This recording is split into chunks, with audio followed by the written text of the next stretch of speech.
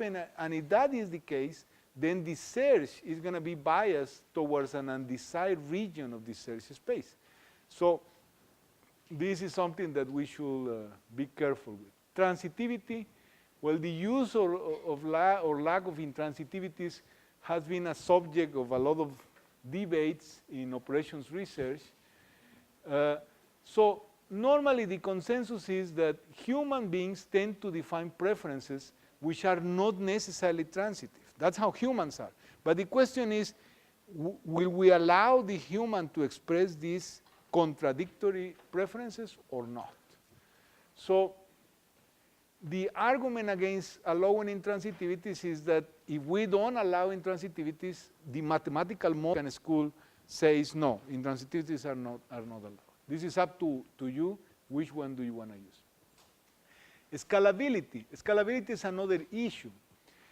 Multi-objective evolutionary algorithms in general are victim of what we call the dimensionality curse, something that was originally stated in the context of dynamic programming.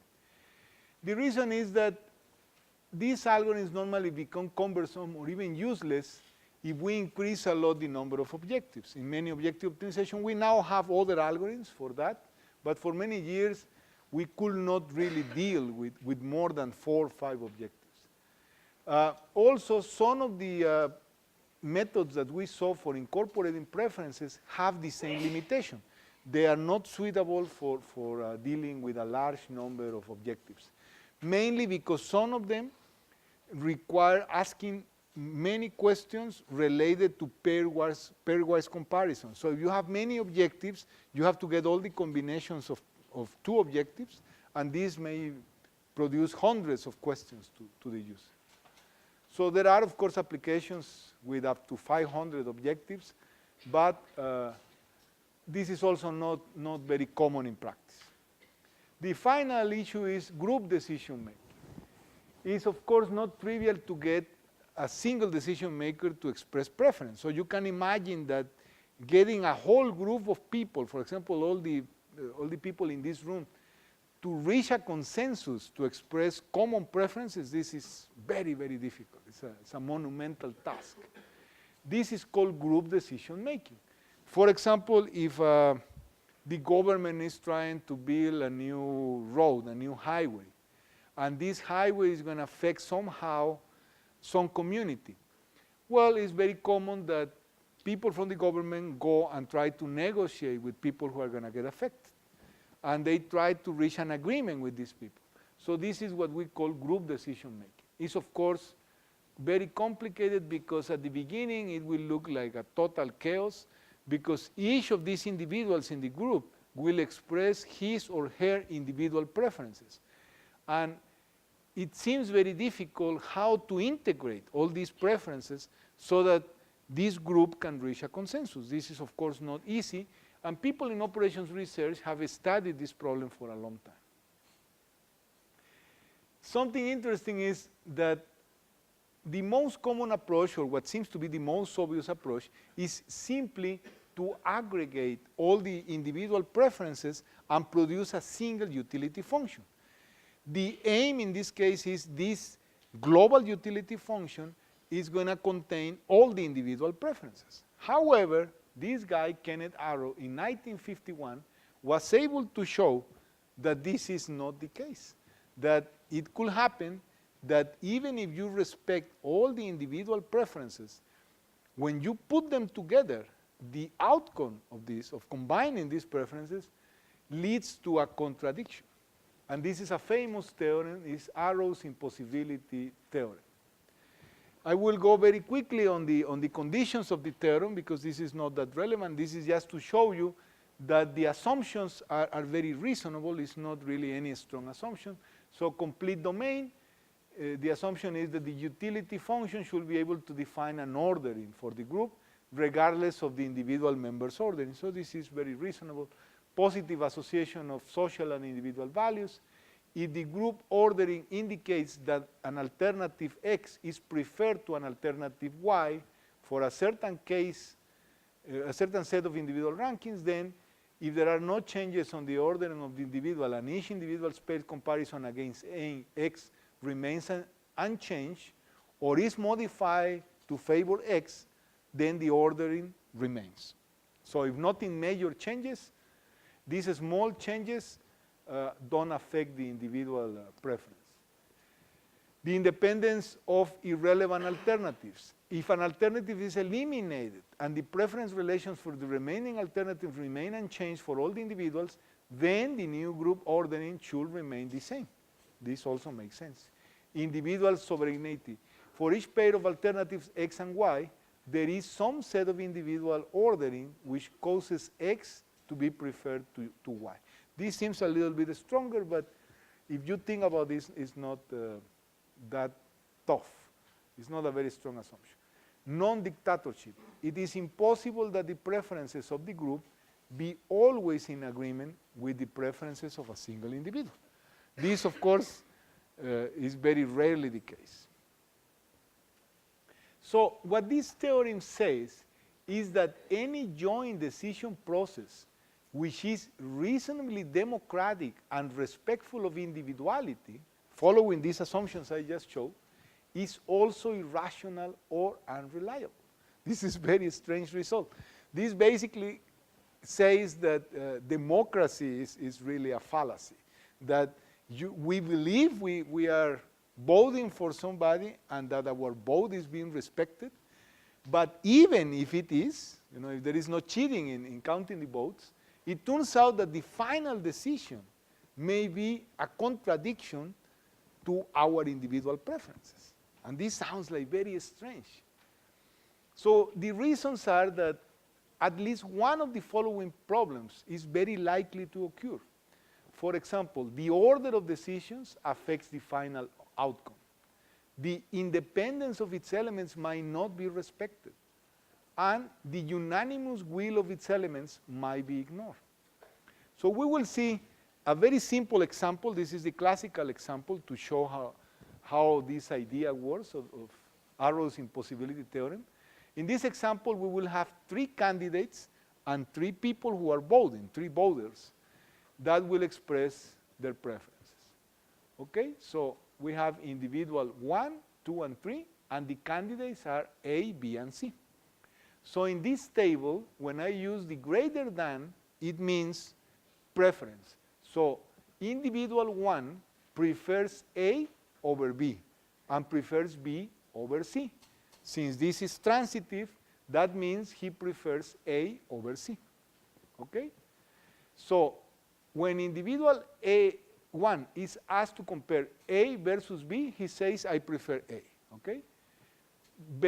B versus C, he says, I prefer B. A versus C, he says, I prefer A. So far, so good, right? There is nothing really hidden in here. Okay, individual 2, he is asked to compare A versus B, and he prefers B. B versus C, he prefers B. A versus C, he prefers C. So this is the preference structure. He prefers B over C and C over A. Therefore, he prefers B over A by transitivity. Third individual, he is asked to compare A versus B, and he says, I prefer A. B versus C, he says, I prefer C. A versus C, he says, I prefer C. So C is preferred over A, and A is preferred over B. So by transitivity, C is preferred over B.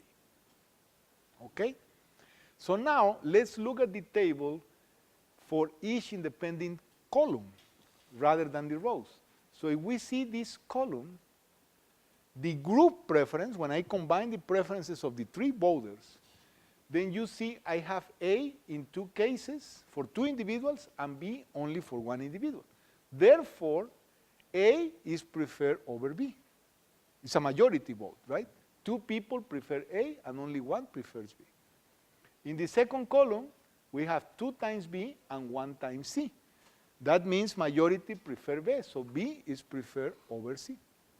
And in the third column, we have 2 times C and only 1 time A. Therefore, C is preferred over A. So what's the problem with this group preference that we express? Do you see any problem with the The boldface is the final result. Those are the group preferences. Do you see anything wrong in those global preferences? There is a contradiction, right?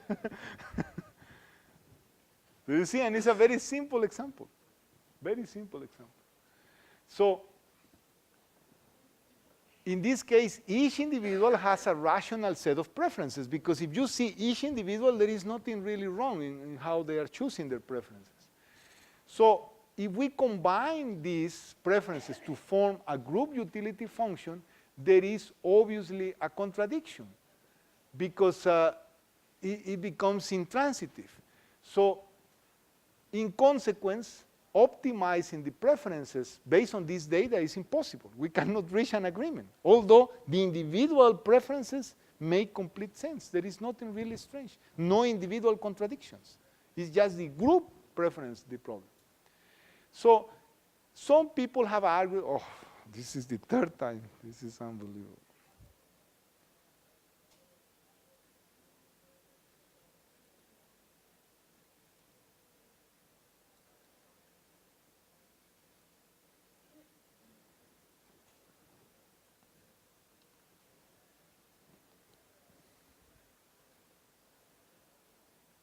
So some people have argued that this sort of situation depicted in Arrow's impossibility theorem is not really a rare case, but is a very common case. So others have said that in practice we can ignore this, that this normally doesn't happen or doesn't affect the outcome of using a utility function. But for many years, it triggered a lot of research in group decision making. It's still seen as a curiosity. Most people don't care anymore about Arrow's impossibility theorem. So finally, to conclude this topic, there are some ideal or desirable characteristics of a multi-criteria decision analysis approach that were defined long time ago, but are still applicable today. Whatever preference scheme we use should take into account the amplitude of the deviations between the alternatives. Scaling should not be required, because we don't like to do scaling.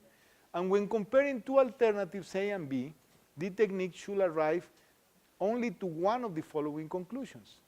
Either A is preferred to B, could be also B is preferred to A and B are indifferent, or A and B are incomparable. Of course, if we add this one, the thing will get more complicated. So if we can get rid of the last one, it's even better. The method should be understandable by the decision maker. That means it should make sense how the technique reached the final solution, because otherwise, if it's not understandable, the human is not going to trust the solution. Parameters that have no economical significance should not be included in the approach. The analysis of the conflicting aspects of the criteria must be available. And also, it should be possible to have a clear interpretation of the weights of the criteria. So those are the issues for multi-criteria decision analysis. So I don't know if you have any questions. With this, I finish this lecture. There's only one more to go. Do you have any questions? Mm-hmm.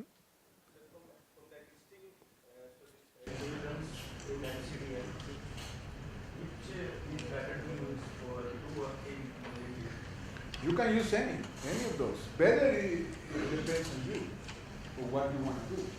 For some people, it's very easy to use a priori function. Those are the easiest. But other people say, no, it's better to do it interactive. So depending on when you want to give the preferences, there are several options. A posteriori, there are not that many that have been used with evolutionary algorithms. There are few. But you can use some. We only saw one. There are some, but they are rare. It is more common to do it interactively or a priori. Because if you do it a posteriori, then it's going to be much more difficult to identify the solution you want. If you do it interactively, it's a lot easier to bias the search, so that at the end, instead of having all the Pareto from, you only have a small group. So people tend to favor interactive approach. But yeah, you will have to read a survey to see more methods And then, based on your problems, choose which one you can do. Also depends on the user. The decision maker may say, I cannot express before this sets my preferences. I want to see solutions so that I can release my preferences. So the user also will help decide which sort of method. So, sir, in the case of a priori techniques, do we need to use weights and combine all the objectives in one into a single scalar objective? Yes. But the weights will be modified because the weights depend on the preference. And that, so it will be, sir, a single objective optimization then? Yes. Any other questions? If not, I'm moving to the last one. This one is more philosophical. It's just to give you an idea of some of the open research areas in multi-objective evolutionary algorithms. This is just a small sample. This is a very short presentation. I'm focusing basically on 3 topics: extensive objective functions, self-adaptation, and scalability. So evolution multi-objective optimization has been around for about 33 years, from which the last 15, 20 years have been very intense. Lots of research. I already showed you the Imo repository, more than 11,000 references that I have in the repository, and there are many more. I think I mentioned to you a couple of days ago when I got my PhD, my thesis was, I believe, number 3 or 4. But today there are more than 250 PhD theses on evolutionary multi-objective optimization. So one problem with this area is that it's kind of intimidating for people. If you are doing applications, it's okay. But if you are doing algorithms is a very frightening topic for people because they see all this huge volume of publications, hundreds of algorithms, and they think, well, what could I do for a PhD thesis? Is there anything left for me? And the question is, yes, of course there are topics left for research. It's just now you have to be more creative. And also, you need to have a deeper knowledge of the field. In my time, in the old days, even if you didn't know much about the field, it didn't matter because there were very few papers. So it was very likely any topic you chose, you will be the first or the second person in working in that area. Today, it's not like that anymore. It's very difficult now to find a topic in which nobody had worked. And if you find such a topic, don't be so happy because sometimes nobody has work is really what you think. People tried, but they didn't succeed. And if you don't succeed, you don't publish that.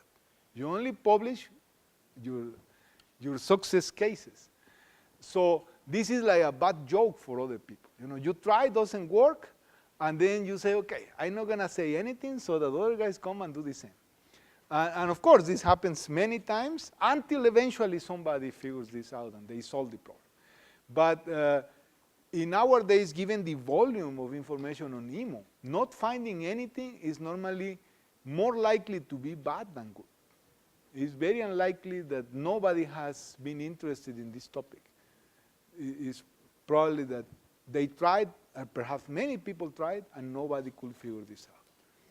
So, as Albert Einstein used to say, imagination is more important than knowledge. Of course, you need to have some knowledge, but sometimes the advisor is the knowledge, right? The advisor knows. If the advisor is not from Imo, then you are alone. You are here just drifting away, right?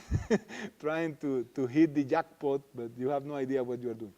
If you rely on somebody who knows, then this person can tell you, right? Like you have this great, wonderful idea, and you come to your advisor, and he tells you, well, don't get so excited because this approach was originally proposed 20 years ago. It's just you haven't read that paper. And they will give you the paper and then go cry in your office and try to find another topic. But it depends. You need to have a certain level of knowledge on the topics on which you are working on. And this implies a lot of work, a lot of discipline today is very difficult because some topics, for example, if you try to do hypervolume, you will find hundreds of papers, and I not exaggerate, hundreds on hypervolume. So you have to be more specific, not to say hypervolume in general.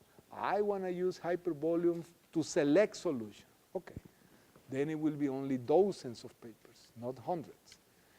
So you have to be really specific on what you are looking for, because otherwise the volume of information you will find will be frightening. It's really intimidating.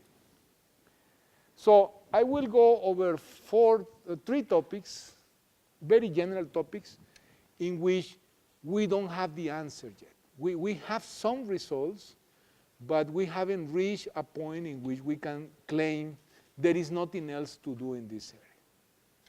So the first topic is multi-objective evolutionary algorithms for expensive objective functions. I mentioned to you this Japanese guy who approached me back in 2004 with a very expensive objective functions for his problem, and he wanted to use a multi-objective evolutionary algorithm, but he could only afford performing 500 objective function evaluations. This at that time was something very challenging. Today, we do have some algorithms that can deal with very expensive functions, but they still have one big limitation: dimensionality. These algorithms can only deal with a few decision variables, normally no more than 10, because of the way they work. We are still working on this. People are now proposing methods for higher dimensionality. So expensive objective functions. There are three main ways of dealing with this.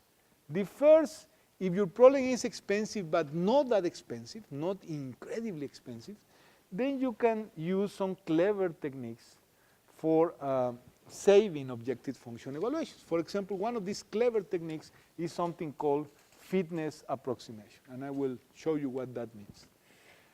What most people use, and this comes from engineering, is what we call surrogate methods, and this is for incredibly expensive objective functions. You have a very, very expensive objective function.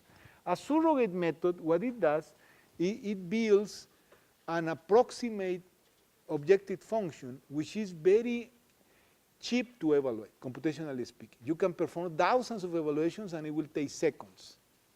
This, of course, has an error. So after performing a certain number of thousands of evaluations on this surrogate, you go to the real objective function, perform one evaluation, and then try to correct the error. You try to adjust the error of your approximation. So this is very common, but the problem with surrogate methods is that dimensionality is an issue. These methods normally work only for low dimensional problems, where low dimensional normally means no more than 10 decision variables.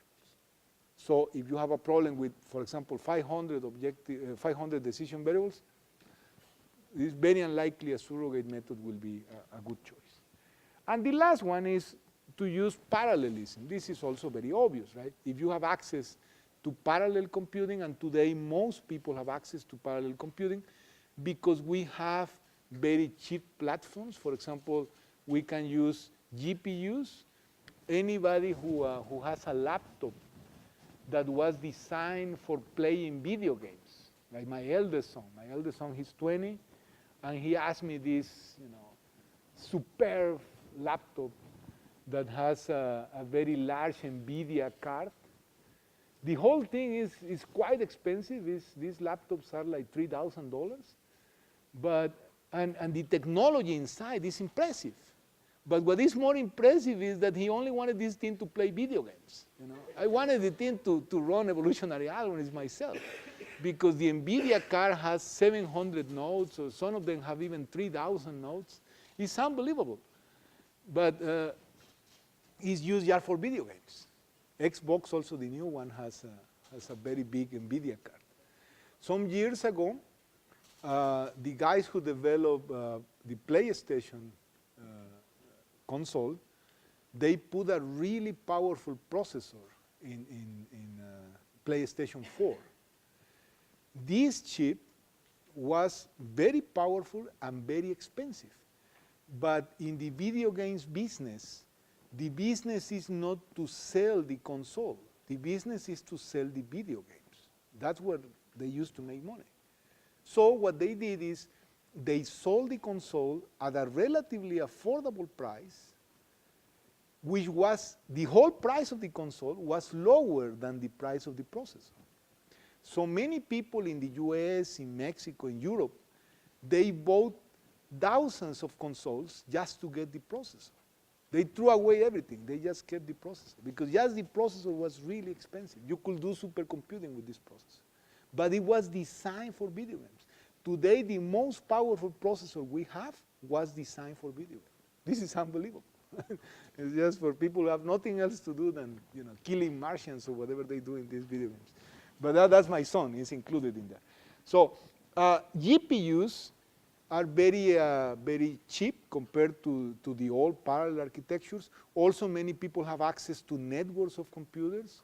And normally, most computers today have more than one processor. It's very common to buy desktop computers or even laptops that have dual cores, quad cores, even 8 cores in a single processor. This is very common.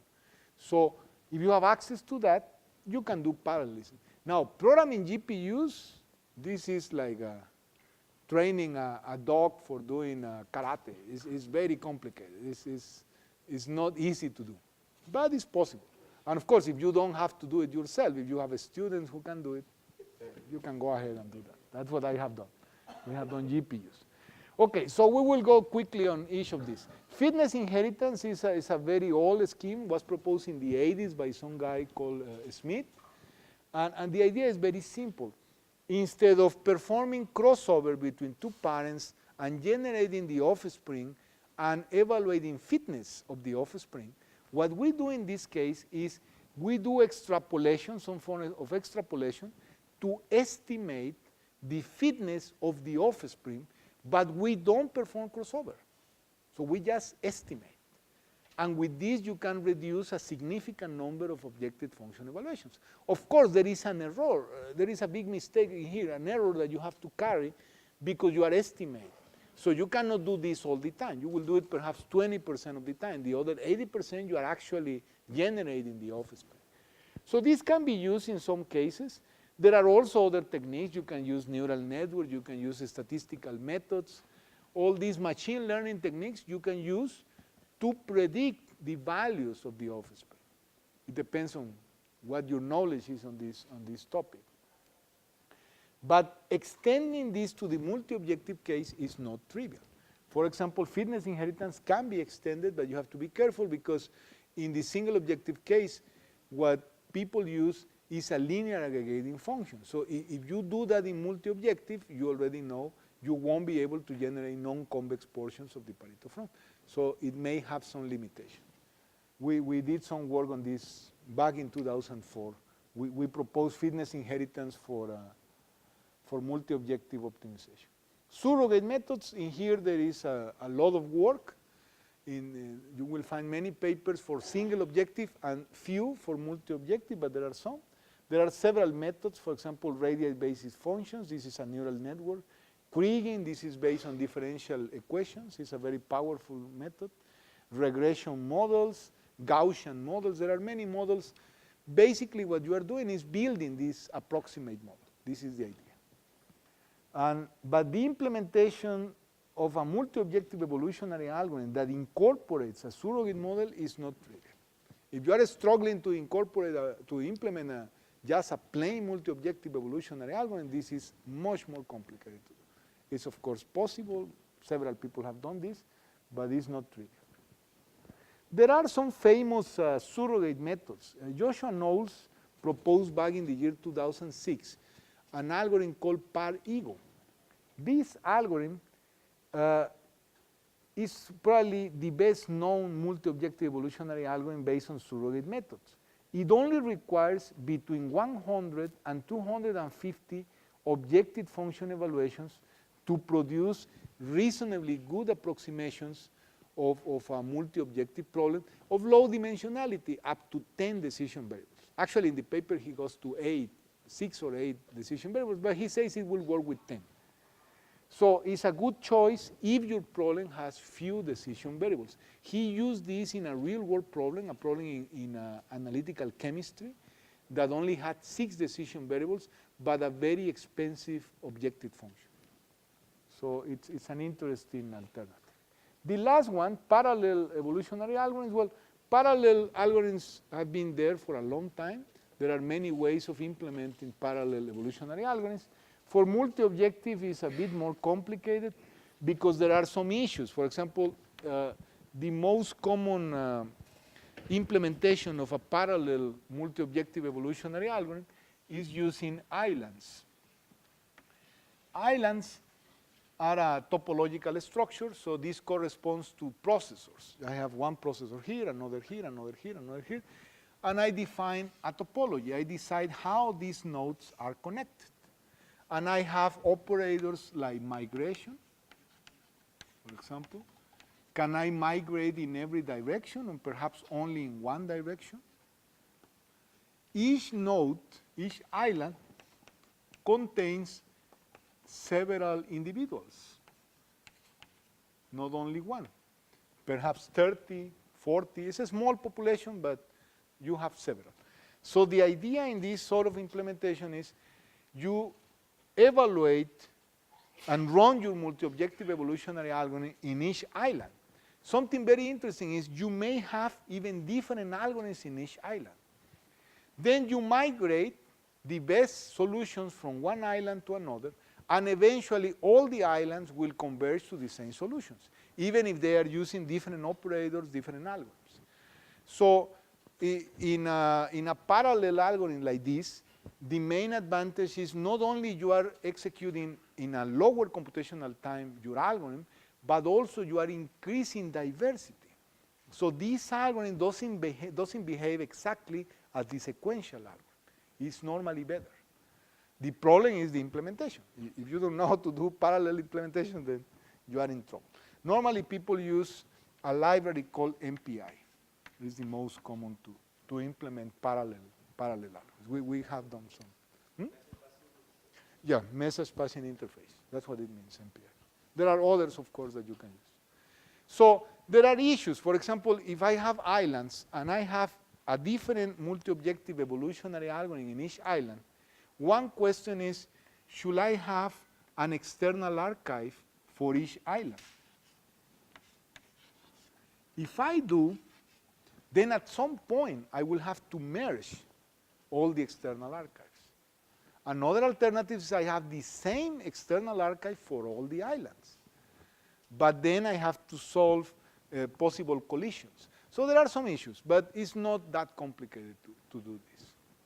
Some people have tried to do things like exploring non-overlapping portions of the search space. This is very challenging. Several people have tried, but it's difficult.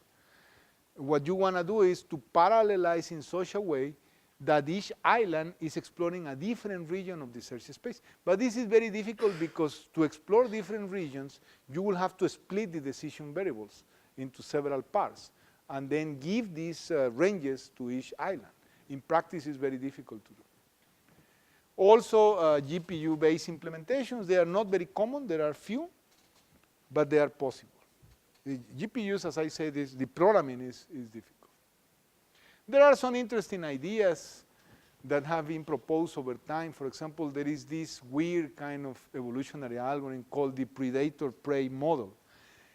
In this case, it has a connected graph, is a grid, and in the intersections of the grid, they have something called the prey. So we have predators who are going to hunt this prey. These prey are here in these intersections. So the idea of this scheme is that the predators are going to perform random walks in a certain neighborhood. You define an area here, and are only interested, the predator is only interested in prey that are good in one particular objective. And the idea is that by interacting, the predators are trying to eat the prey. Through this interaction, Pareto optimality is supposed to emerge. Some people studied this. Christian Griemen, he did his PhD thesis on the predator-prey model, and he concluded that this is not really Pareto dominance, it's weak Pareto dominance. It's good enough, but in some cases it doesn't work. There are other approaches, for example, the cellular multi-objective genetic algorithm proposed by Enrique Alba. This is similar to the idea of the predator-prey model. There are others, for example, the divided range multi-objective genetic algorithm. All these are parallel. This was an attempt to explore non-overlapping regions of the search space. This is one we did with a student several years ago, M.R. Moga, in which we use an island model in which migration is unidirectional, is like here. It only goes in one direction, so I can migrate from here to here, but not from here to here. And we use a change of granularity. So we start the search with a very coarse granularity, which reduces the search space because you are searching in a smaller space. Once we have a good solution there, then we migrate to another node, another island, in which we change the granularity. So we start, for example, searching only with integer decision variables. Then we move to reals with 1 decimal. And then we move to reals with 2 decimals and so on. And what we found is that doing this is more efficient than using the whole precision since the very beginning. The search can be done faster. So it's an interesting idea. And there are, of course, other ideas. We did some research several years ago in which we developed multi-objective evolutionary algorithms based on differential evolution and particle swarm optimization using a very low number of objective function evaluations without using surrogates. What we did in this case was to increase a lot the selection pressure so that we could produce few solutions on the true Pareto optimal front with just a few evaluations. And normally 1,000. With 1,000 evaluations, we had about 5 solutions. They were like this. And with these 5 solutions, we will do local search to generate the rest of the Pareto front. This local search is very tricky to do, but we did it with rough sets. And you need to keep solutions that are locally non-dominated to do that. So this worked very nicely. We were able to perform less than 4,000 objective function evaluations. I think the lowest we managed to do was something like 3,000. But of course, this is still too much for some applications. Other ideas are the hybridization of multi-objective evolutionary algorithms with gradient-based methods. We already talked about this, about hybrids. Also with direct search methods like Nelder-Mead, Hook-Gibbs. We also talked about this before. Okay. The next topic is self-adaptation. Self-adaptation refers to designing an algorithm in which the algorithm itself will decide the values of its parameters. That means you don't ask the user. When you use an evolutionary algorithm, one of the things that people don't like is that you have to define a set of parameters. What parameters? For example, the crossover rate. The crossover rate means during how many times will I perform crossover? Is it 100% of the time, 80% of the time? Normally, crossover goes from 60% to 100% of the time. Less than 60% is not advisable. Mutation rate. How often will I mutate? Well, mutation normally is a small value, so it goes from something like 0.01 to 0.1. If you mutate more than 10%, then you are doing something wrong. Your algorithm is just too unstable. Then we have population size. Population size is tricky. Most people in multi-objective evolutionary algorithms, they use anything between 100 and perhaps 300 individuals. More than 300 is unusual. Less than 100 is not advisable. Very small population size is not a good idea because the number of non-dominant solutions you will get depends on the population size. So if you have very few, then it's a problem. If you have too many, non-dominant sorting is going to take a long time. So these are parameters you have to define. So in the early days of genetic algorithms, some people came up with the idea of taking a chromosome, this is a chromosome of a genetic algorithm, and they say, okay, in the chromosome, I have the decision variables, right? We saw that already. I have, for example, X1, X2, so on. So some people say, why don't we encode also the parameters? For example, in here, I can put crossover rate. In here, I can put mutation rate. In here, I could put population size. Let them become parameters and let the genetic algorithm decide what is the best value of these parameters. This is not as easy as it sounds. It's tricky because you are doing something really strange. You are using the same search engine that requires initial parameters to tune itself. So this doesn't work all the time. But some people have tried, of course, this idea. It's just in recent years, most people don't do this anymore. So there were some attempts, for example, Dirk Buehen in Switzerland, he proposed a mutation operator based on cojones self-organizing maps. This is a neural network. So he used the neural network to decide the value of the mutation rate. This is sort of a very fancy way of doing it. The incrementing multi-objective evolutionary algorithm from Cage and Tang use an adapted niche radius. And we propose, we already saw this one, the micro GA2 that require no parameters at all. All the parameters were decided by the algorithm itself, including the maximum number of generations. This is another parameter. The main problem for designing a self-adaptive multi-objective evolutionary algorithm is related to convergence. In single objective, if you reach a solution and after a certain number of iterations you cannot improve that solution, you can assume that you have converged. There is, of course, no guarantee this is the optimal solution, but at least you are not going to be able to improve this solution anymore. That you know for sure. So, but in here, we are converging to a set of solutions. So how do we know that no improvement is possible? You can use performance indicators, but as we saw, they are not very reliable. So this is complicated. Another mechanism that is missing related to the same problem is the stopping criteria. Is it possible to make a multi-objective evolutionary algorithm to stop by itself? The answer is yes, it's possible, but it's complicated. For example, in the early days, Kumar and Rocket, they proposed these rank histograms. In the micro GA, we use a performance indicator. Some people have used Kalman filters. Other people have used statistical analysis. But some of these methods, for example, Heike Trautmann, she's a statistician, she proposed a statistical method, but computing all the statistics required to stop the algorithm requires more time than running the algorithm. So this is kind of strange, right? You are getting help that is becoming very, very expensive to use. So yeah, these are the others.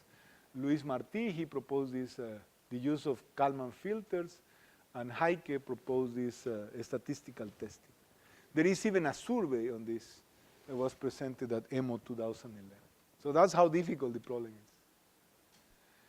The other problem with self-adaptation is the extra computational cost. You require some cost, some time to sample the search space so that you can decide when to stop the algorithm. So this introduces extra computational costs. And finally, the other issue is defining the parameters that are worth self-adapting. Is just crossover and mutation? Are you going to include population size, maximum number of generations, or even the encoding? Some people adapt the encoding. They don't know if they should use binary or real numbers, like in the micro GA2. So this can be very complicated. Okay, finally we reach scalability. This is the last topic. Scalability is today a very hot topic of research in this area, the so-called many objectivity. It has been found that multi-objective evolutionary algorithms that adopt a selection mechanism based on Pareto optimality do not scale properly. This has been shown empirically. This is because the number of non-dominant solutions grows exponentially with the number of objectives. This was identified by Farina back in 2004. So, as we increase the number of objectives, if we don't increase a lot the population size, it will be very quickly the case that everybody in the population will be non-dominated. If everybody is non-dominated, this is bad. Why? Because then we won't be able to select. The selection is random, because all of them are equally good. So selection has no purpose anymore. Actually, somebody found empirically that when we reach more than 10 objectives, a random search does better than Pareto-based optimality. This is actually very interesting, because this is what made this area so profitable. When the research on many objectivity started back in 2006, 2005, some people started to use some very old ranking techniques that nobody wanted to use for many years. And they say, look, this ranking technique that looked very strange, it works better than NSGA2. So of course it works better. Even random is better, right? Anything else you do, non-random, will be better, right, than random. So anything you use will work. The question is, are you getting the solutions you want?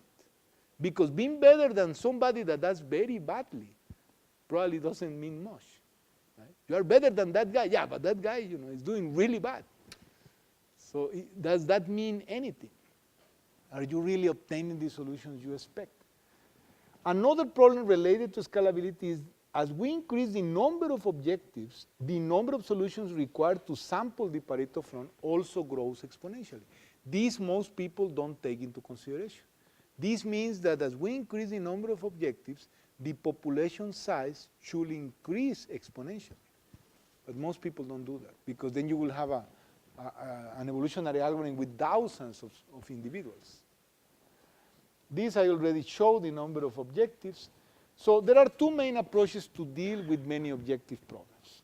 The first is to use a preference relation that induces a finer grain order on the solutions than that induced by Pareto dominance.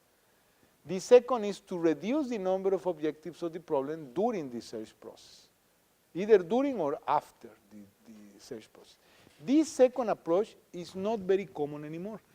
Dimensionality reduction is a very fertile research area in pattern recognition. Many people have worked on that.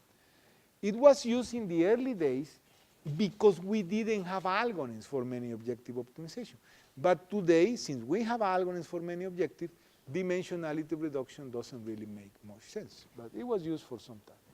There are other approaches, of course, like the use of linear or nonlinear aggregating functions. Some people have used this estimation of distribution algorithms. There is one weird algorithm called the two-archive multi-objective evolutionary algorithm that uses one archive for convergence and another one for diversity. Epsilon dominance can also be used for many objective optimization and so on. The other issue related to scalability that has not been explored too much is large-scale optimization. What about the scalability in decision variable space?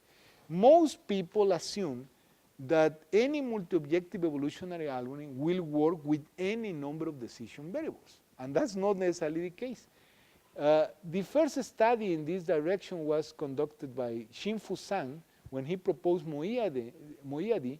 He scaled some problems up to 100 decision variables, and he said, well, my algorithm still works. However, we conducted a study some years later, in 2008, 1 year later, and we found that after 256 decision variables, all the well-established algorithms crashed. They did very badly. We tried up to 1,024 decision variables. But after 256, everybody did very badly, except for the Pareto archive. The Pareto archive did still very bad, but it was worse than it was better than the others. That's why I'm saying that being better doesn't necessarily mean it's good. It's just the others were a disaster. They were not producing anything. So this was a very interesting result. So based on this result, I decided to have this as a PhD thesis topic. So I had a student who recently graduated who developed the first multi-objective evolutionary algorithm for large-scale optimization. It's based on cooperative coevolution, and this algorithm is able to solve problems with up to 5,000 decision variables. We tried only on benchmarks, but some guys from Canada, they use this in a real-world problem, apparently. They requested, well, they wanted this guy to go there, but the guy, he got his girlfriend pregnant and didn't want to go, all these soap operas that you have in real life. And we ended up giving him the code so that he could do it himself. But the idea is that the guy will go and use the algorithm there. This code is available in the public domain. We have it in my website. Today there are already, the Chinese, they are always watching what we do. Next day after we publish this in a conference, they had 2 other algorithms. None of these 2 algorithms are better, but they got them published in the transactions. So they beat us. So to finish, some of the challenges of this century, well, there has been a lot of research in this area. However, as I mentioned before, one of the big limitations of this area, or one of the bad things of this area, has been that because of the volume of research that we have now, particularly for people who are working in basic research, because applications is a different story. But those of us who work in basic research in this area, we get to see a lot of work by analogy, not that many novel ideas. Of course, it's not possible to have every day a novel idea. It's not like you wake up and, oh, I have 10 novel ideas. You may have a couple, 3 in your lifetime, and that's good enough. But some novel ideas are very profound. They really allow a lot of research. You can do research for years in a single novel idea. These ideas are very powerful. So unfortunately today we don't get to see that much because there are many PhD students around the world trying to do research in this area, trying to publish in the top journals. And it's a very tough competition. You go to China, I have been in China many times, and as I said, you just comment to somebody some idea, next day you will see a paper on that. You have to be careful what you say, because these guys are just, apparently they don't understand English, they are fooling you. They understand perfectly well. You don't understand what they say, that's different, but they do understand everything we say.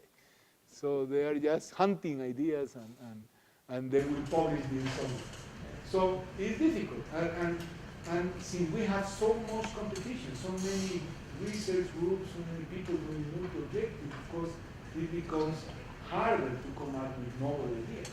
This story I told you about large scale, this is true. We published this, I was stupid enough to publish this in a conference. We published this in CEC 2015 because I was in the chair. We had this conference in Cancun. But we should have gone directly for a journal to do it. We didn't do it.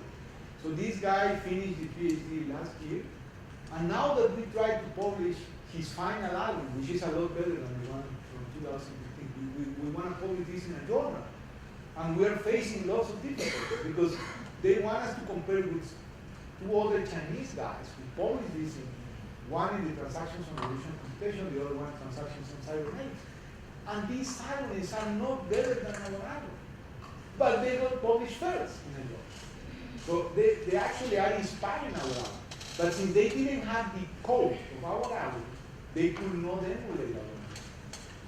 But still we have to compare with respect to them because they got published first. So you see, it's a problem. These guys, they had a simple idea, and they were straight to a journal because there was nothing published on large scale in the they were clear. So people are doing that today, so just telling your ideas to other people is becoming a dangerous thing, unless you don't plan to have any PhD skills. So this is a problem, but we have to deal with it. What we have, as you get old, and if you have been working all your career in a single topic, I know that my friend Figueira has worked in many different topics because he said he could not manage to get PhD students who were interested in a single topic.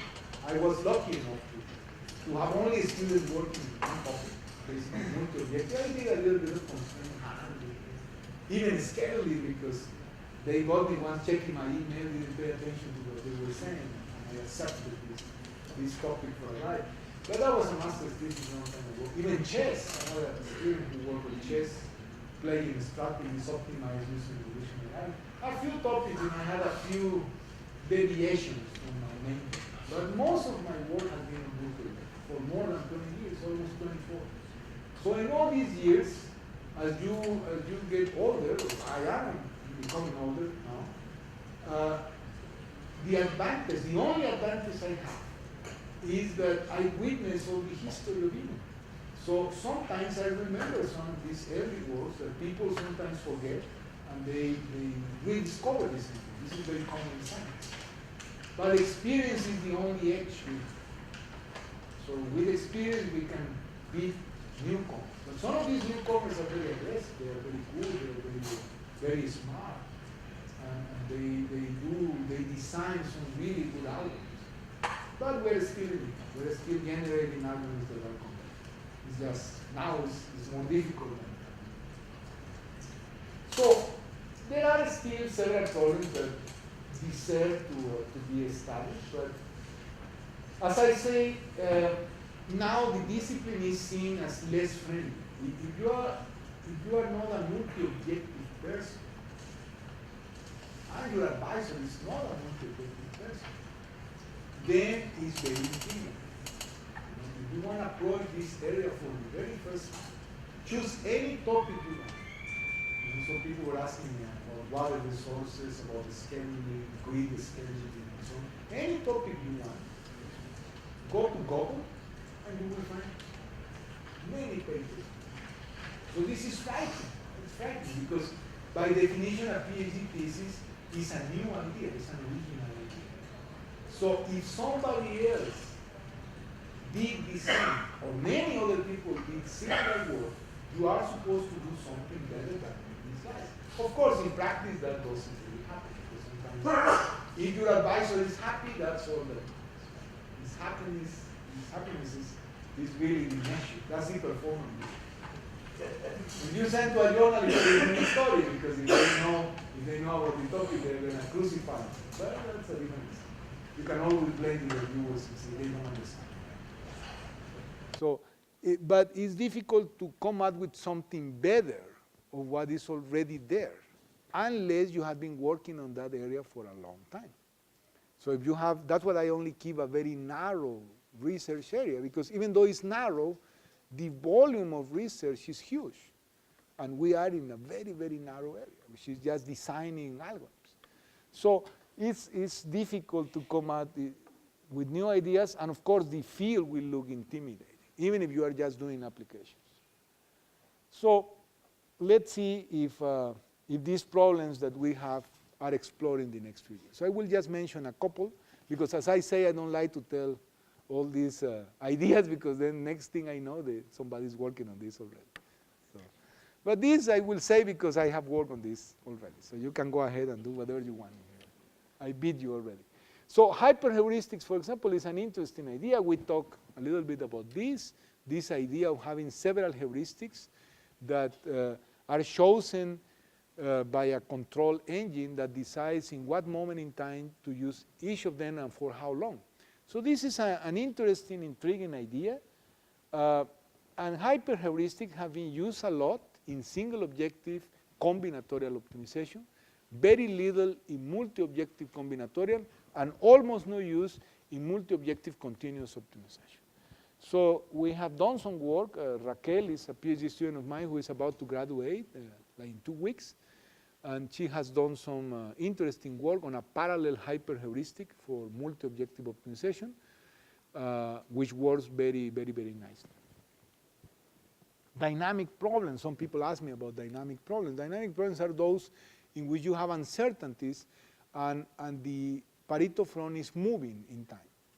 So at this moment in time is in this position. After a few iterations, it moves to another position.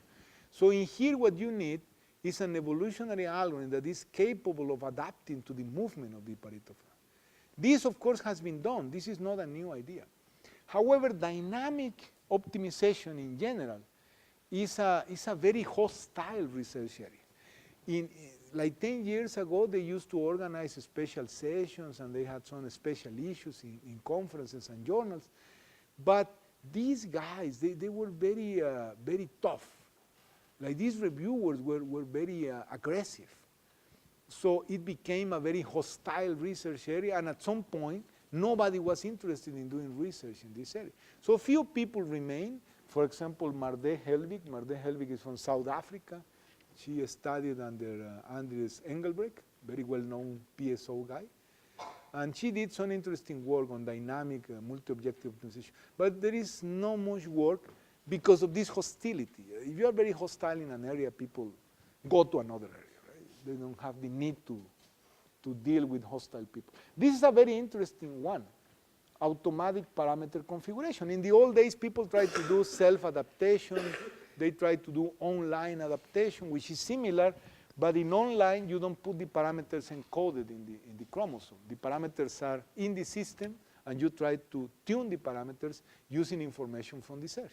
Very similar idea. However, today, something very fashionable is what we call automatic parameter configuration.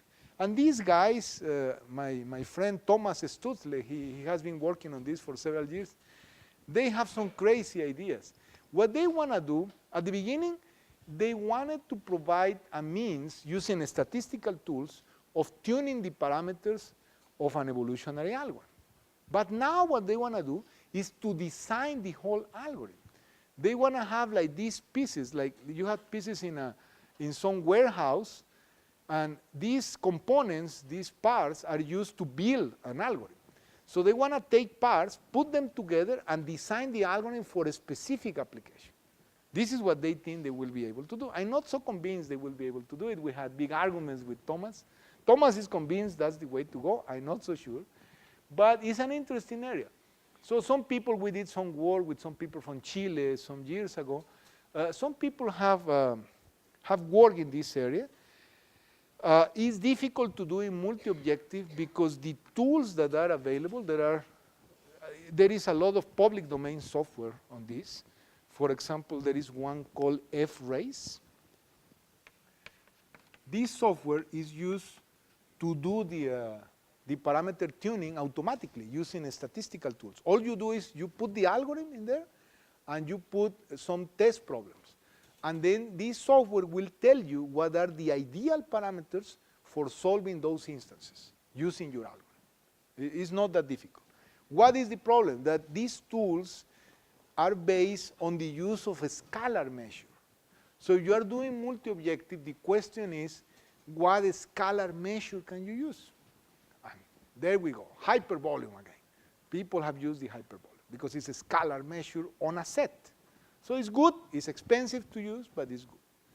So, of course, other measures should be possible, but this hasn't been explored. This topic is almost unexplored in this area. Something that is very intriguing for me is the new algorithmic paradigm. This is, I have been designing algorithms for 24 years. So, of course, every morning when I wake up, and in here I wake up very early, like 3 in the morning every day, the first thing that comes to my mind is what will be the next algorithmic paradigm. For many years we used Pareto-based selection, then we moved to decomposition, reference points. We have also indicator-based selection. Those are nice paradigms. So far, decomposition is probably the most common. Even NSGA3 uses decomposition, so that may be the paradigm that is now the good one. But the question is, what about the next paradigm? What is next? Some years ago, when NSGA2 was very fashionable. Some reviewers, I already told you about these kids who have no idea what they are doing. They will say things like, why are you designing new algorithms if we already have NSGA2? See, what is this guy talking about? We have to move forward because NSGA2 has weaknesses, and at some point these weaknesses won't be acceptable anymore, and we will need a more powerful algorithm. This is, of course, the way of thinking for someone who designs algorithms. If we think everything is solved, then there is no research to be done, right? But the question at this point is, okay, we already have Pareto-based selection, which is the obvious way of using Pareto optimality. We have decomposition, which is transforming a multi-objective problem into several single objectives. And we have indicator-based selection, in which instead of using Pareto optimality, we use a performance measure. So the question is, do you think that there is another way of designing multi-objective evolutionary algorithms? For several years, my EMO colleagues, they thought it was not possible. You see, dogma is even in science. Many people were convinced there is no other way. But well, they thought the same before indicator-based selection. They also thought there was no other way. But there are other ways. For example, some years ago, I had a student, a Cuban student, this guy, Molinet, very smart guy. He had been working in Cuba in machine learning. He was a hardcore machine learning guy. And he came to see me. He wanted to do his master's thesis with me. And of course, he wanted to do machine learning. But machine learning for me is like combinatorial optimization. I don't do that. And I'm normally very clear in this. So I told him, I really like you. I would like you to write your thesis with me. But I'm not going to do machine learning. That's it. End of the story. So you want to work with me, you have to do multi-objective. I said, okay, what the hell, I'm going to do multi-objective. It's only 1 year, it's not that bad. Well, it turns out this guy came this weird idea. He had this weird idea. He found out that it was possible to transform a multi-objective optimization problem into a linear assignment problem. And this linear assignment problem you can solve in polynomial time. There are algorithms like the one he used, the Hungarian algorithm, very famous, from Harold Kuhn, the same guy who did the optimality conditions. And when I saw this, I was really surprised. I could not believe this was true, but it is true. The transformation works, and also this approach is scalable. You can solve any number of objectives with this approach. It's unbelievable. And it's incredibly simple. The only thing is you have to solve the linear assignment problem, which the complexity of this algorithm is n to the third. So it's not that fast, but it's faster than using hypervolume, for example. What is wonderful about this scheme is that this is a new family of algorithms. This is not Pareto-based, it's not indicator-based, it's not decomposition-based, although it uses weights. It's very intriguing, very intriguing. But nobody really got interested in this. Perhaps in a few years, only my friend Marshall and I will got interested in it, but almost nobody else. So to conclude, this is an area that still has a lot to offer in terms of research, but of course, you need to have some knowledge about the field. Hopefully, in this short course, I remove a few topics from my original course, like theory. I didn't cover because if you were falling asleep with decision making, you have to see with theory. Theory, you will probably commit suicide. So I didn't go for that. But there has been, of course, some work on theory of multi-objective evolutionary algorithms. So hopefully, whenever you digest these 500 slides, I don't know how many I gave you, you will have some basic knowledge of this field. But today, of course, if you want to do research in this area, you need more commitment. So you need to read more, you need to read more papers, you need to check more code. In my time, everything was very easy because there were only a couple of algorithms available, 20, 30 papers in total. That is nothing for a PhD student. A PhD student can read 5 in a day with no problem. You don't have a family yet in many cases. So that was my case at that time. My life was a lot simpler. So I could do many things. And you are younger also. Your brain is in better shape. Now I read a paper and I'm like you, I'm like, what the hell did I read? And I just finished and I don't remember what I read. So it takes me some time to digest. So of course, there are still problems for doing research, but these problems are not that obvious unless you get the proper guidance. And an area of research that will be there for a long time is tailoring an algorithm for a particular problem. Several of you, that's what you want to do. It's not really developing a new algorithm. You don't have to develop a new algorithm. But if you have an interesting application, you can take an algorithm out of the box, something for which you can get the code, and tailor this algorithm to your application. If you find better results than those reported in papers, that's all you need. Well, that and to make your advisor happy, of course. Sometimes they don't go along. So if you want to know more, there are many books on multi-objective, but I only get royalties from one. Is this one. It's kind of an old book. As I told you before, I'm not going to have a third edition ever. Probably a second volume. I called to my editor some years ago, asking her if she would be interested in a second volume. In 2 hours, she sent me the contract for the second volume. I didn't want to sign because I'm still 8 years behind the other book that I'm supposed to be writing at this moment. So I didn't want to be late with this one. But one day, probably, I will do a second volume. And the EMO repository, I showed you this before. You already saw it in action. The EMO repository has over 11,000 bibliographic references, which include almost 300 PhD theses, 52 master's theses, more than 5,000 journal papers, and more than 4,000 conference papers. It also has contact information of EMO research. Please don't email your problem. You can contact them, ask them, please, can you give me the code of this algorithm? But don't bother them, because otherwise they're going to be mad at me that I have their emails in there. That includes myself as well. Public domain implementations of several algorithms we already saw. We have JMetal, we have CPP Metal, we have several libraries that contain many implementations. These, of course, in many cases, these algorithms are not documented. JMetal has some documentation, CPP Metal has also some documentation, but in general, most of the public domain implementations don't have a documentation. So these you have to figure out on your own. But having the code is, of course, a big help. So I don't know if you have any questions at this point. The only thing that remains is I have a very short presentation on how to get your paper published. So in case you are interested, I can show you that. This I use in Patna.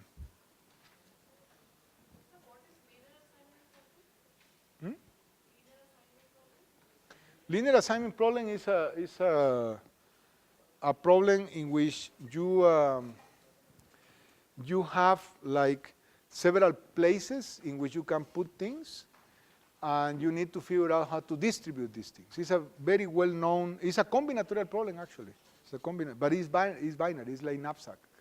And the good thing about this problem is that even for relatively large instances, there is a deterministic algorithm that is known to be very good. It's similar, but there are many variations of location problem. Vehicle routing, for example, is not the same as linear assignment. Linear assignment is simple, but it's a very old problem. Very old. So do you have any other questions? Yes. Can adaptive matrix approach be considered as an interactive articulation method? Can adaptive matrix approach be considered as an interactive articulation method? Well, only the user defines the ways, but normally adaptive means the computer does this on its own. So if it's the computer, it's not interactive. Interactive means the human decides doing this.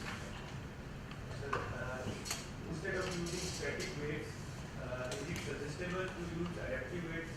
Normally, adaptive weights are used. If I am using weighted sum approach, then how to generate set of low-dominated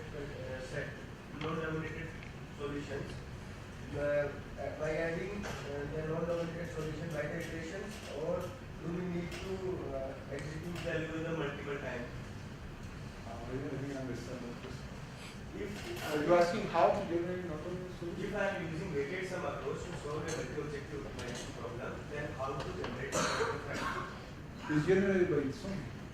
All you have to do is to execute the algorithm. You execute a genetic algorithm, eventually you will be generating another. By the iteration, we should add non-dominated solution to the archive. Yeah. Or we can execute it multiple times. Well, you have to execute it multiple times to see if the result is reliable, but not to find new solutions. Normally, in a single execution, you will find all the solutions. It's just that if the weights are not properly distributed, then the Pareto problem is not going to look nice. It's going to look with holes.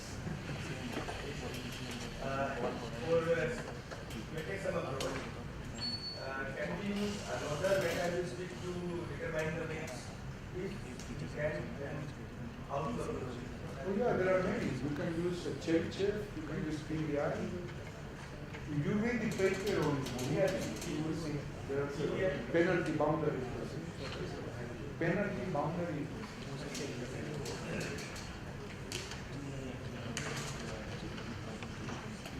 Cherchev.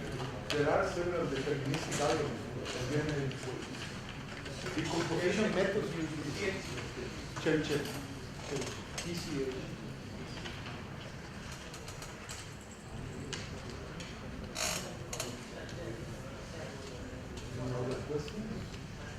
These methods have to find out the weights.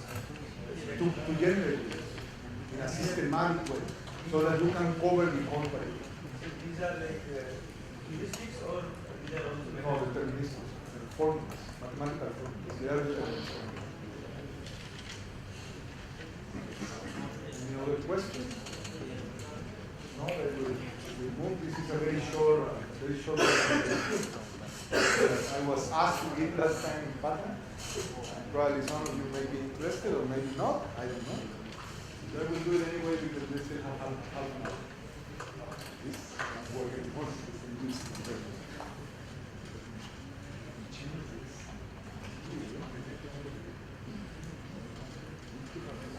Yeah, some people have asked me about this. Of course, this is, when they ask me how can I get my paper published, is if you ask me what is the best multi-objective evolutionary algorithm that exists. I have no answer for that. I don't know. Because sometimes, I have collaborators in many places, and they send me papers with very weird ideas. Some of these, from time to time, the ideas are interesting. Other times, it's just a crazy idea. And, you try to be gentle to these guys and say, yeah, I'm not gonna tell you this is garbage, but that's exactly what it is, right? So you need to find a nice way of saying that. So it's difficult, of course, to get a paper published. And I do have some experience on this because I have been in this field for many years. And I am also in the editorial board of several journals. I'm still associate editor of the IEEE Transactions on Evolutionary Computation. I'm associate editor of Evolutionary Computation. I'm associate editor of Journal of Heuristics, of Applied Soft Computing, of Computational Application, Computational Optimization and Applications. And I have been in several journals. I was in soft computing some years ago. So I have some experience on how this goes. I have seen many papers come and go in these journals. And after you gain some experience as a reviewer, you get a feeling of what a good paper is and what a bad paper is. Of course, this is always very narrow in one field, in my case, in multi-objective optimization. So this is a non-comprehensive list of journals. Of course, for us in evolutionary computation, the top journal is this, the IEEE Transactions on Evolutionary Computation, because this journal has a very high impact factor, it's a very reputable journal, and so on. But we do have also Evolutionary Computation published by MIT Press. This is a very good journal. It has a lower impact factor, but it's not bad. It's reputable in the sense that normally they publish very good papers, not that many, but these papers are very good. Transactions is not always with good papers. Sometimes some of the papers are not that good. And then we have many others. Springer has this journal called Natural Computing. Now it has many people. I checked like 3 days ago the editorial board. Many people that I know are there. But when it started, the editorial board were people totally unknown in this area. I don't know why they were there, but now it's converging towards a decent journal. It's still not that good, not that reputable. Then genetic programming and evolver machines is basically just for genetic programming, or artificial immune systems, all the things that are sort of outliers in evolutionary computation. Swarm and Evolution Computation is an interesting journal. It's relatively new. It was created by a guy from Singapore and an Indian guy, Swagatan Das and Sugantan, who is a guy from Sri Lanka who is in Singapore. It's published by Elsevier. It has a decent impact factor, and the review process is not that long. So this is a good choice. Journal of Heuristics is a very traditional journal. It was created by Fred Glover, the guy who invented taboo search, but now it's run by Manuel Laguna. Manuel Laguna is the editor-in-chief. And it's okay. The impact factor is not that high, but it's let's say, a respected journal in the field. Soft computing, it started as a good journal, then it went down a little bit in terms of quality, but it's still there. It's not that bad. Then applied soft computing, this journal is a disaster. I'm there, but at some point I'm going to leave this journal because it's quite a mess. Sometimes review process can take 1 month or 1 year. It depends on who is the associate editor. And it takes forever to get the paper published.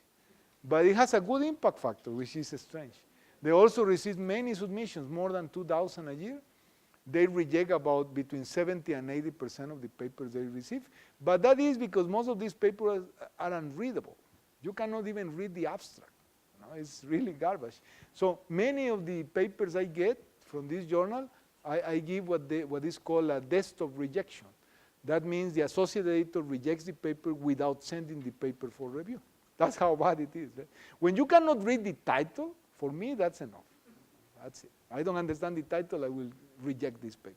Or there are many papers today on this new meta-heuristic, the Coyote algorithm, the gray wolf algorithm. Oh, Jesus Christ, it's just crazy. Every day you get a paper.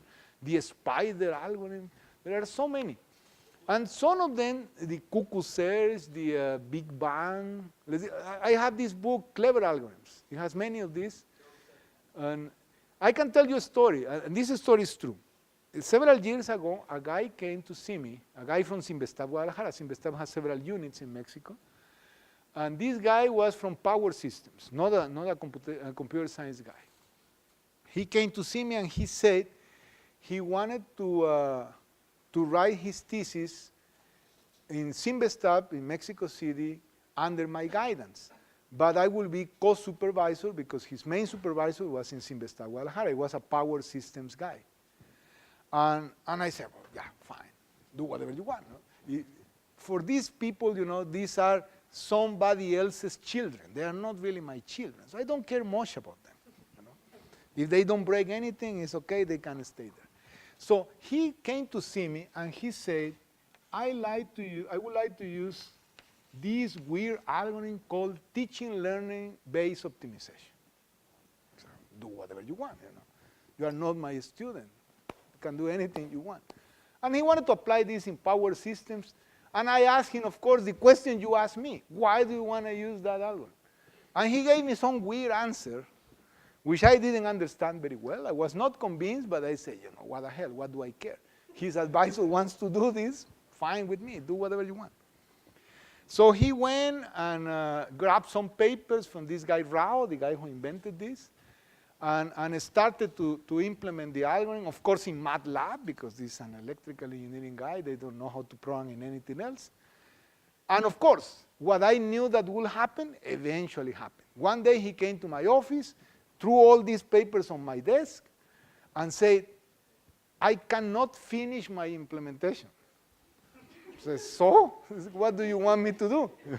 You know much more about TLBO than me. I have no idea of this sample. So how do you want me to help you?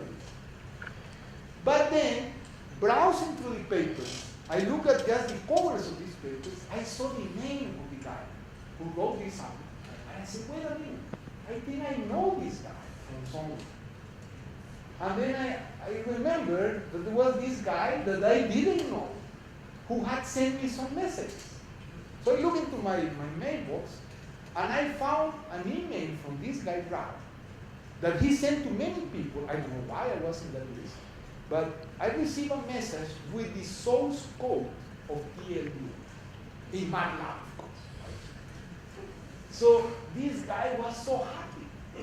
So happy. Oh, I got the code, and it's the code of the guy who invented TLB. You cannot go wrong with that, right? So I said, okay, stop bothering me, go, take the code, and walk.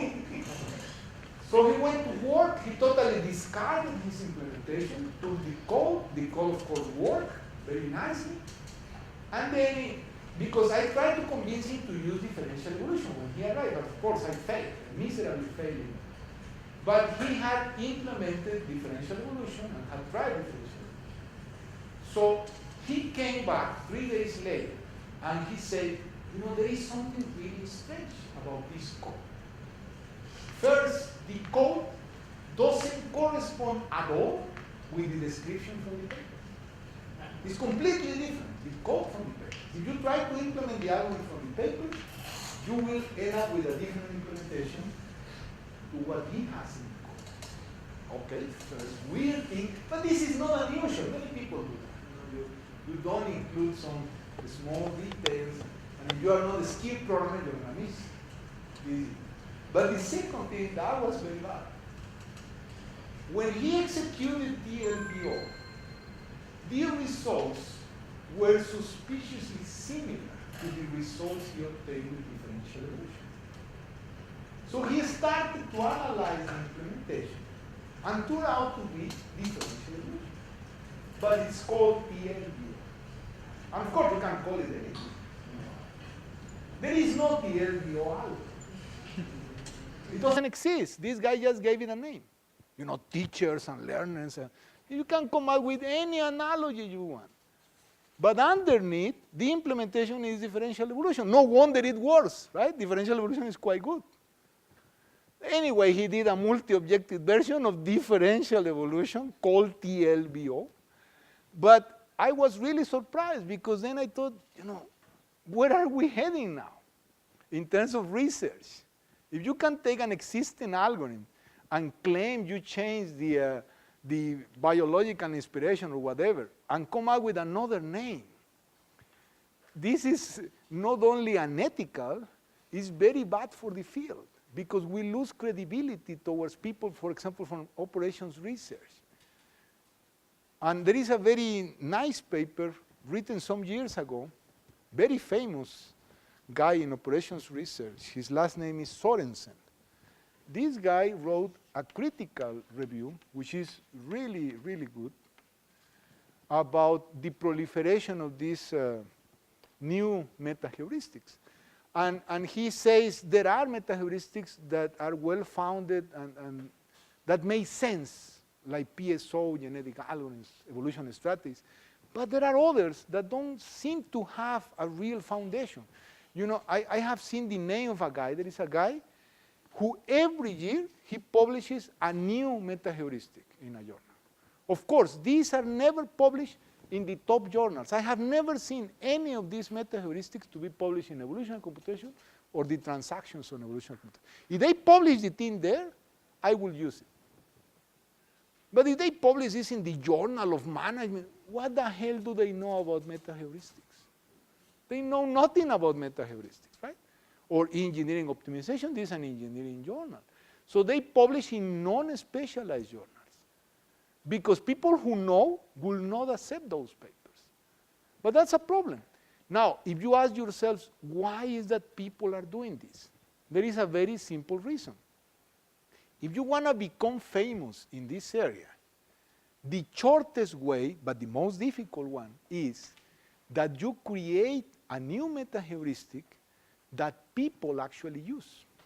I always tell my students, this is like creating a new religion. Actually, I tried to do that many years ago.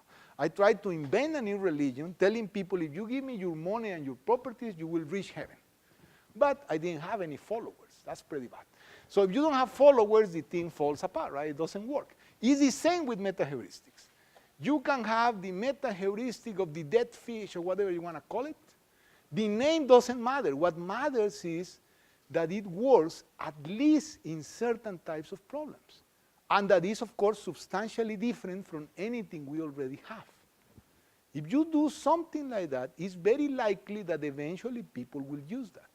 It's not always the case, but normally people will use that. But if all you want is fame without actually doing anything, all you have to do is to take a heuristic that already exists and change the name. And then you can become famous. I invented this. Yeah, but there is nothing underneath, right? This is saying that we already have. I'm not saying that all existing metaheuristics are like that. But this is an example that I could see with my own eyes. This was the case. Because I had the code from the guy. It's not like we implemented the thing. It was the code he gave me. And this I found rather unbelievable. But that's the way it is. So, some hints, and these are things I tell my students. If you don't want to follow this, these are only hints, of course. These are not mandatory. We always aim for high impact factors because you can publish in many journals. There are so many, thousands of journals where you can publish. Some of them are very obscure. Some of them will publish anything. But if you are established researchers, you have a certain reputation, right? I don't want to publish in some really, really crappy journal because then they may think, you know, this is garbage. And it's very likely it is garbage. So I try to be careful to, I'm old enough to care about this. When I was younger, I didn't care. At your age, I can publish it. If you just get it published, that's all you want, right? You don't care where. But when you are my age and you have a certain reputation, you try to aim for the high impact factor journal. Of course, it's more difficult to publish there. Perhaps you will get many rejections. So as a researcher, as a scientist, we have to be prepared for rejection. I always tell my students and even my colleagues in Mexico that I have been lucky. I have had a successful research career. In my career that started in '94, I have published about 135 journal papers. But the papers that I remember the best are the ones that got rejected. In my early days as a researcher, I had many papers rejected. But that didn't discourage me from writing and submitting more papers. I tried to learn from those papers, rather than saying, oh, they don't know what they are doing. They do know what they are doing. The guy who didn't know what I was doing was me. And this I learned. And even today I get many rejections. And that means nothing to me. I have students who have that problem. They submit a paper to a top journal, the paper gets rejected, sometimes unfairly, because review process is a subjective process. They are not always right. But still, a rejection is a rejection. And then, next thing I know, they don't want to submit any other paper to that journal. See, why? Why do you think that way? You know, this is we call it in Mexico, third world mentality. Right? We have to overcome failure, because if we don't learn to overcome failure, we will never succeed as scientists. But our goal should always be to publish in the top journals. If we are happy with, you know, crappy journals, that's exactly how our career will be. We will never have highly cited papers. We will never be known in this community because we are happy with these mediocre journals. So we should aim for the top. We won't get the top all the time, but from time to time we will get some there. You know, even the Chinese get many papers there, so you should be able to get some. So this is possible. Of course, there is already a methodology. If you propose a new algorithm for the top journals, there is a very rigorous methodology that you have to follow. We already talked about that. All these test problems, the performance indicators. You have to use non-parametric statistical analysis, lots of tables, pseudocode. But something very important that some people always miss in their papers is make clear what are the contributions in your paper. Sometimes Albert Einstein used to say that there are some people that for looking at the houses, they don't get to see the town. You miss the point on what you are trying to communicate. So you have to tell, first thing you have to say in the paper is, what are your contributions? And also, if you criticize reviewers, but try to be in the place of the reviewer. So is there a thumb rule like that if a journal has a impact factor, a high impact factor, then it is considered good? Normally, but also communities have their own journals, right? So for us, the two top are those, which coincidentally are the ones with the highest impact factor. It's not always like that. Sometimes the best journal for us is not the one with the highest impact factor. In this case, There are like other statistics like edge index and so on and so forth. yeah, there are several metrics, but normally, well, in academia, in most of the world, they are guided by the impact factor. There is the 5-year impact factor and so on, but the impact factor is normally the main issue. Also, some people consider, well, in Mexico, this is now become fashionable, what they call in Thomson the quartile. Journals are divided in 4 quartiles. The quartile is related to the impact factor. So any journal in Q1, those are supposed to be the best journals in that particular discipline. For example, operations research, computer science has several sub-areas, theory, cybernetics, artificial intelligence. So anything Q1 is good. Q2 is not so good, but it's okay. Q3 is okay. I can show it to my children, it's still okay. Q4 is normally garbage. But it's still there, right? If all you want is an index journal, you know, there is no dishonor in publishing in Q4. It just don't include me. I don't like to publish in Q4, but sometimes it happens, you know. These are accidents in life. Life is like that. Some of my students have published in Q4, sometimes by accident, sometimes because it was really garbage what they did. So application-oriented papers, if you're working on an application, there are, of course, several non-specialized journals which are the best target. Don't aim for the very top journals because those journals rarely publish applications. And when they publish applications, this is really a killing application. It's really awesome. Huh? Otherwise, if it's not that great, don't go there because you are just wasting your time. Your paper is going to get rejected. We do have, by the name, you can see applied soft computing. Information sciences, this journal publishes everything. It's Q1. It has a decent impact factor. It has a big variance. Sometimes publish very good papers, sometimes it's garbage. But it has a good impact factor. Soft computing is not that good. It's Q2. But, you know, my students, when they have something that is not that good, I tell them to send it first to information sciences, and if it gets rejected, then we go for soft computing. Soft computing is like the end of the line, right?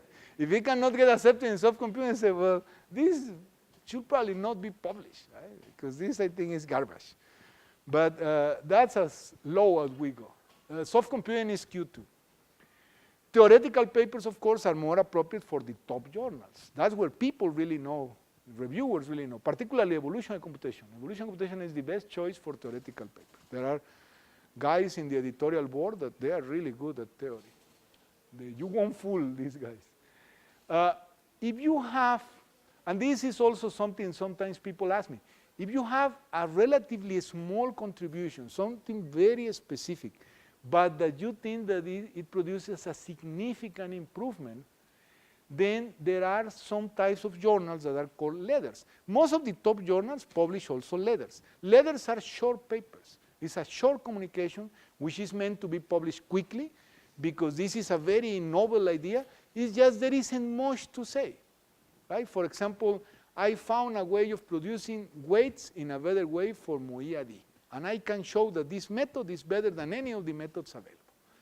So I show the method, give a couple of examples. There isn't much else to say. So this is good for a letter. And there are journals like optimization letters. These journals, however, they don't have, most journals have accept with minor changes, revise and resubmit, and reject. These journals, the letters, only have accept or reject. So it's either acceptable, perhaps with minor changes, or is rejected. If it requires lots of changes, they will reject the paper. But they give you an answer very quickly. Normally, the answer is provided in a few weeks, in probably a month, 1.5 months. Whereas the other journals will be 2 months, 3 months, can go up to 6 months. Applies of computing sometimes goes for 1 year, depends on the journal. If you develop a new algorithm or even an interesting application, if you want people to use that, if you really want that, and this is not proprietary information, doesn't belong to a company, then release the source code in the public domain. This will contribute to the use of this thing. Otherwise, nobody's going to use it. When writing a paper, think as if you were the reviewer of the paper. For example, you already have the code of NSGA2, NSGA3, SMSI-MOA, MOIAD. So the first question you have to ask, if you are proposing a new algorithm, is, will I want to use this algorithm? And frankly, most algorithms, I don't feel like I want to use them, because I don't see any significant difference between the performance of that algorithm and any of the algorithms that I already know. So why will I use it? Why will I get this published? So this is an important question. The selling point is very important. You have to emphasize what is that you are selling about the algorithm or about the work. Also, many people in this area, what they do is, if you want to know the opinion of your peers, of the potential reviewers of your paper, you try to publish this first at a conference, a preliminary version. Don't show all your secrets, just one part, and see what they say. If they crucify you, then you have no future for a journal publication with this. If you get a good reception, then this has a lot of potential for a journal paper. So this is a way, if you can do it, it's a nice way. If the work is really novel, then my advice is go directly for a journal paper. Several years ago, back in the year 2002, 2003, there were some people, some Chinese, these guys were really good. You have so many people in China. They didn't know how to write in English, period. So sometimes they had papers that had interesting ideas, if only one could understand what the hell they tried to say in the paper, because it was not understandable. So there were some guys, very clever. What they did is they will submit the paper to a certain journal. This happened to a friend of mine, actually, a good friend of mine, Francisco Herrera. They submit to a top journal, and he said, well, this thing is unreadable. But he was a nice guy, so he wrote many corrections for the paper. You know, you should change this word for this sentence to this. He almost rewrote the paper. Okay, paper got rejected. So the Chinese take all the corrections, incorporate that in the paper, send it to another journal. Another nice reviewer makes more corrections. You should say this, you should say that, flag, another reject. After 4 journals, the thing came back to the same reviewer, to my friend Francisco. And he started reading the paper and said, oh, this looks good. Because it was his own sentences he was reading, of course, right? The corrections he made. So, damn, this guy Chinese, I thought they couldn't write me. Then he realized it was the paper he had reviewed before. But after 4 iterations, it looked pretty decent. But no, it was not the Chinese who fixed it. It was the reviewers. That was unbelievable. I used to do that in my old days when I was a very active reviewer. Now I don't review anything. But at that time I was very active. I used to do that. So it's unbelievable. So a concise and well-written paper is normally more convincing than a lengthy paper full of tables and graphs and no contribution. Right? If you write something good, you can see it's good. You don't need to put thousands of tables to show this. As I say, don't get frustrated if your paper gets rejected. This is normal. Analyze the comments from the reviewers. The reviewers are not perfect, of course. Perhaps some of the comments are wrong. But perhaps some of those comments are correct, and you are doing something wrong. That the paper gets rejected doesn't mean the work is useless. It may be that the way in which you presented your ideas is not right, but that doesn't make the idea completely useless. However, there are some reviewers who are merciless. I know some people, they are very tough, particularly in the top journals. If you send something that doesn't have good results, is not properly presented, they are going to eat you alive. The review will be really nasty. Another important thing I always tell my students,